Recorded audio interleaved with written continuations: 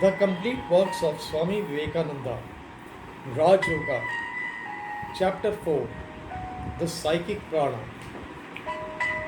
According to the yogis, there are two nerve currents in the spinal column called Pingala and Ida, and a hollow canal called Sushmana running through the spinal cord.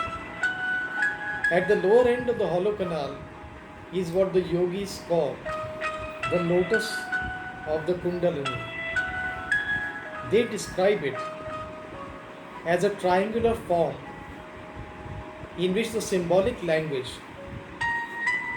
of the yogis, there is a power called Kundalini coiled up. When that Kundalini awakes, it tries to force a passage through this hollow canal. And as it rises step by step, as it were, layer after layer of the mind becomes open, and all the different visions and wonderful powers come to the yogi. When it reaches the brain, the yogi is perfectly detached from the body and mind, and the soul finds itself free. We know that the spinal cord is comprised in a peculiar manner. If we take the figure 8 horizontally, there are two parts which are connected in the middle. Supposing you add 8 after 8 piled one on top of the other, that will represent the spinal cord. The left is the Ida, the right is Pingala, and that hollow canal which runs through the center of the spinal cord is the Sushmana, where the spinal cord ends in some of the lumbar vertebrae. A fine fiber issues downwards, and the canal runs up even within that fiber, only much finer. The canal is closed at the lower end, which is situated near what is called the sacral plexus, which is, according to modern physiology, triangular in form. The different plexes have their centers in the spinal canal, can very well stand for the different lotuses of the yogi. The yogi conceives of several centers beginning with the Mooladhara, the basic, and ending with the Sahasrara, the 1,000-petal lotus in the brain. So if we take these different plexes as representing these lotuses, the idea of the yogi can be understood very easily in the language of modern physiology. We know that there are two sorts of actions in these nerve currents, one afferent and the other efferent, one sensory and the other motor, one centripetal and the other centrifugal. One carries the sensations to the brain and the other from the brain to the outer body. These vibrations are all connected with the brain in the long run. Several other facts we have to remember in order to clear the way for the explanation which is to come. This spinal cord at the brain ends in a sort of a bulb in the medulla, which is not attached to the brain but floats in the fluid in the brain, so that if there is a blow on the head, the force of that blow will be dissipated in the fluid and will not hurt the bulb. This is an important fact to remember. Secondly, we have also to know that of all the centers we have particularly to remember three: the Mooladhara, the basic, the Sahasrara, the 1,000-petal lotus of the brain, and the Manipura, the lotus of the navel. Next, we shall take one fact from physics. We all hear of electricity and various other forces connected with it. What electricity is, no one knows, but so far as it is known, it is a sort of motion. There are various other motions in the universe. What is the difference between them and electricity? Suppose this table moves, that the molecules which compose this table are moving in different directions. But if they are all made to move in the same direction, it will be through electricity. Electric motion makes the molecules of a body move in the same direction. If all the air molecules in a room are made to move in the same direction, it will make a gigantic battery of electricity of the room. Another point from physiology we must remember that the center which regulates the respiratory system, the breathing system, has a sort of controlling action over the nerve system of nerve currents. Now we shall see why breathing is practiced. In the first place, from rhythmical breathing comes a tendency of all molecules in the body to move in the same direction. When mind changes into will, the nerve currents change into a motion similar to electricity. Because the nerves have been proved to show polarity under the action of electric currents, this shows that when the will is transformed into nerve currents, it is changed into something like electricity.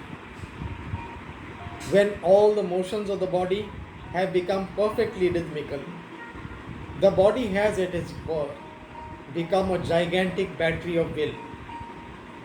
This tremendous will is exactly what the yogi wants. That is, therefore, a physiological explanation of the breathing exercise. It tends to bring a rhythmic action in the body and helps us through the respiratory center to control the other centers. The aim of pranayam here is to rouse the coiled up power in the Mooladhara called the Kundalini.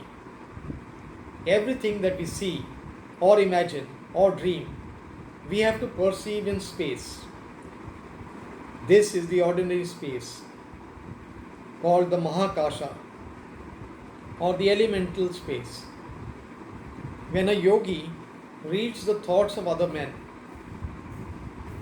or perceives the supersenses objects, he sees them in another sort of space called the Chittakasha, the mental space. When the perception becomes objectless and the soul shines in its own nature, it is called the Chidakasha or knowledge space. When the Kundalini is aroused and enters the canal in Sushmana, all the perceptions are in the mental space. When it has reached that end of the canal which opens out into the brain, the objectless perception is in its knowledge space. Taking the analogy of electricity, we find that man can send a current only along a wire. The reader should remember that this was spoken before the discovery of wireless telegraphy. But nature requires no wires to send her tremendous currents. This proves that the wire is not really necessary, but only our inability to dispense with it compels us to use it. Similarly, all the sensations and the motions of the body are being sent into the brain and sent out of it through these wires of the nerve fibers. The columns of sensory and motor fibers in the spinal cord are the Ida and the Pingla of the yogis. They are the main channels through which the afferent and the efferent currents travel. But why should not the mind send news without any wire or react without any wire? We see this is done in nature. The yogi says, if you can do it, you have got rid of the bondage of matter. How to do it?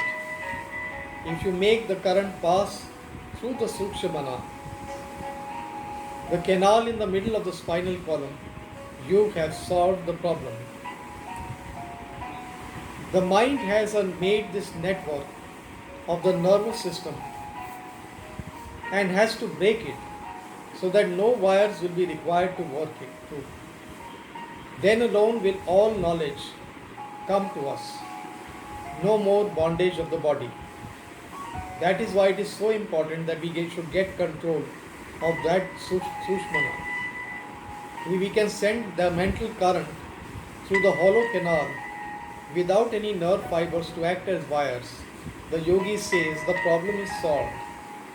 And he also says it can be done. The Sushmana is in ordinary persons closed up at the lower extremity. No action comes through it. The yogi proposes a practice by which it can be opened and the nerve currents made to travel through. When a sensation is carried to a center, the center reacts. This reaction is the case of automatic centers is followed by motion. In the case of conscious centers, it is followed first by perception and secondly by motion. All perception is a reaction to action from outside. How then do perceptions in dreams arise? There is then no action from outside. The sensory motions, therefore, are coiled up somewhere. For instance, I see a city. The perception of that city is from the reaction to the sensations brought from outside objects comprising that city.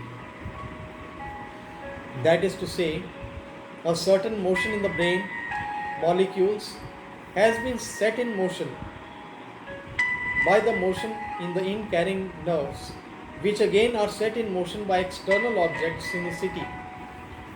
Now, even after a long time, I can remember the city. This memory is exactly the same phenomenon, only it is a milder form. But whence is the action that sets up even the milder form of similar vibrations in the brain? Not certainly from the primary sensations. Therefore, it must be that the sensations are coiled up somewhere, and they, by their acting, bring out the mild reaction which we call dream perception. Now, the center where all these residual sensations are, as it were, stored up is called Mooladhara, the root receptacle, and the coiled up energy of action is Kundalini, the coiled up. It is very probable that the residual motor energy is also stored up in the same center, as after deep study of meditation on external objects, the part of the body where the Mooladhara center is situated, probably the sacral plexus gets heated. Now, if this coiled up energy be aroused and made active, then consciously made to travel up the Sushmana canal, as it acts upon center after center, a tremendous reaction will set in. When a minute portion of the energy travels along a nerve fiber and causes reaction from centers, the perception is either dream or imagination. But when, by the power of long internal meditation, the vast mass of energy stored travels the Sushmana and strikes the center, the reaction is tremendous, immensely superior to the reaction of dream or imagination, immensely more intense than reaction of sense perception. It is a supersensuous perception, and when it reaches metropolis of all sensations, the brain, the whole brain as it were, reacts, and the result is a full blaze of illumination, the perception of the self. As this Kundalini force travels from center to center, layer after layer of the mind, as it were, opens up, and this universe is perceived by the yogi in its fine or causal form. Then alone the cause of this universe, both as sensation and reaction, are known as they are, and hence comes all knowledge. The causes being known, the knowledge of effects is sure to follow. Thus, The rousing of the Kundalini is the one and only way to attain divine wisdom, superconscious perception, realization of the spirit. The rousing may come in various ways through love for God, through the mercy of perfected sages, or through the power of analytical will of the philosopher. Wherever there was any manifestation of what is ordinarily called supernatural power of wisdom, there is a little current of Kundalini must have found its way into the Sushmana. Only in the vast majority of such cases, people had ignorantly stumbled upon some practice which they set free a minute portion of the spoiled up Kundalini. All worship, consciously or unconsciously, leads to this end. The man who thinks that he is receiving response to his prayers does not know that the fulfillment comes from his own nature, that he has succeeded by the mental attitude of prayer in waking up a bit of this infinite power which is coiled up within himself. What thus men ignorantly worship under various names through fear and tribulation, the yogi declares to the world to be the real power coiled up in every being, the mother of eternal happiness.